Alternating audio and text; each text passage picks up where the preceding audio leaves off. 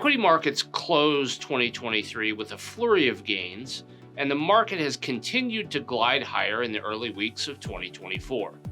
Much of the gains have to do with expectations around future Federal Reserve rate cuts and expected soft landing for the economy.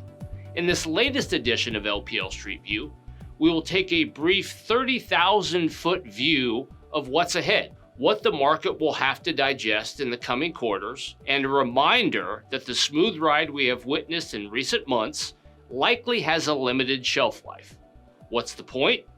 Given the macro events to take place this year, 2024 will not be a year where investors should feel comfortable leaning too far over their skis. While debating a directional change in Federal Reserve policy has always been a part of stock and bond market forecasting, over the past 5 to 10 years, the speculation over monetary policy has gotten even more attention as markets increasingly hang on to policymakers' every word. Well, the activity over recent months has been no different, as speculation over potentially 6 to 7 rate cuts this year has caused markets to pile up some gains. We believe there likely will be 4 rate cuts. Fed Chair Powell recently cooled the 6 to 7 rate cut speculation by saying a March rate cut is unlikely. But the Federal Reserve guesswork will continue, and investors should be reminded that markets could swing in tandem with the monetary policy pendulum. In 2024, about 50% of the world's population will be headed to the polls, as elections in 64 countries will take place this year. A regional European Union election is also on the docket. Perhaps no election will get more attention than the presidential election here in the United States. A mention that the lead up to the US election will likely be a volatile period for markets is an understatement.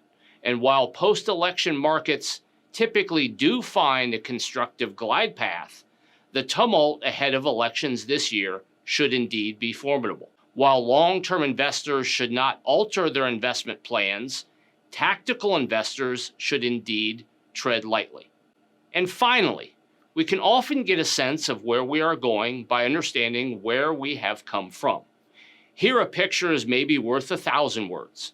The volatility or VIX index is indeed not a perfect forecasting tool, but it does provide a read into potential complacency in the market. Low volatility readings, like we are experiencing now, are often followed with periods of higher volatility for markets, simply a reversion to the mean. History, and this chart, shows this to be true.